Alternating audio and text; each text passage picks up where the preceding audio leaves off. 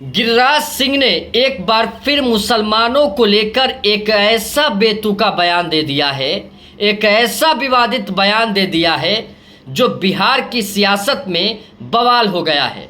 Bharatiya Janata party के बिहार के बेगूसराय से सांसद और केंद्रीय मंत्री गिरिराज सिंह ने हिंदू स्वाभिमान यात्रा के दौरान किशनगंज में एक सभा को संबोधित करते हुए ऐसा बयान दे दिया है जिसको सुनकर आप भी चौंक उठेंगे। उन्होंने कहा है कि अगर मुस्लिम एक थप्पड़ मारेगा तो हम 100 थप्पड़ मारेंगे।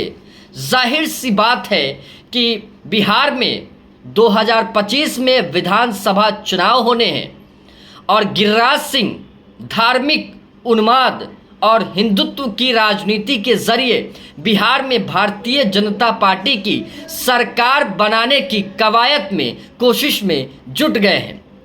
क्या गिरिराज सिंह के इस बेतुका बयान से जो समाज के ताने बाने हैं वो बिगड़ नहीं सकते? जाहिर सी बात है गिरिराज सिंह के इस बयान ने धार्मिक उन्माद को शह देने की कोशिश की है, लेकिन गिरिराज सिंह से कोई ये सवाल नहीं करते हैं कि आखिर आप ये बताइए कि आप केंद्रीय मंत्री हैं, आप कपड़ा मंत्री हैं, आपने जनता के लिए अब तक क्या काम किया है? ये सवाल कोई नहीं पूछ रहा है, लेकिन गिरिराज सिंह इन दिनों बिहार में हिंदू मुस्लिम को लेकर माहौल ख़राब करने की कोशिश कर रहे हैं। कभी किशनगंज में जा रहे हैं तो कभी अररिया जा रहे हैं, लेकिन नीतीश कुमार की खामोशी है।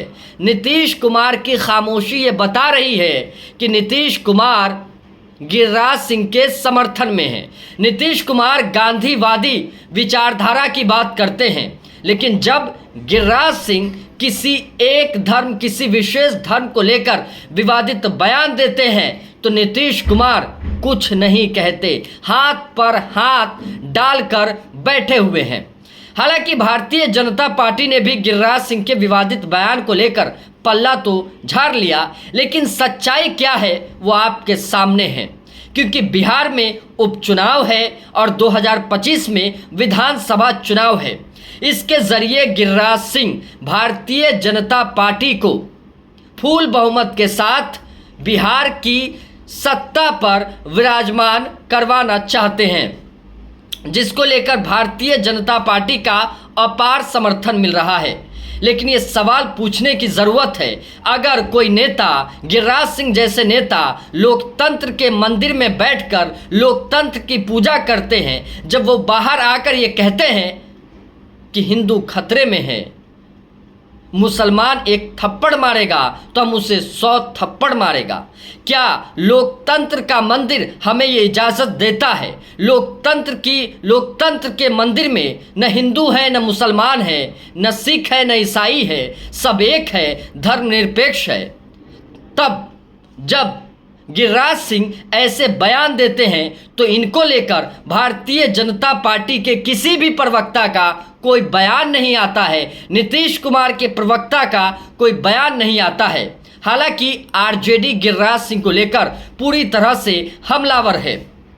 जब लोकतंत्र का मंदिर है और लोकतंत्र के मंदिर के जरिए जन सरोकारी व्यवस्था समाज में कायम करने की कोशिश की जा रही है, तब इस दौरान गिरिराज सिंह बिहार के किशनगंज में जाकर धार्मिक उन्माद को शह दे रहे हैं और कहीं न कहीं नफरत की चाशनी को भी शह दे रहे हैं। तब कोई कुछ नहीं कहते। क्यों?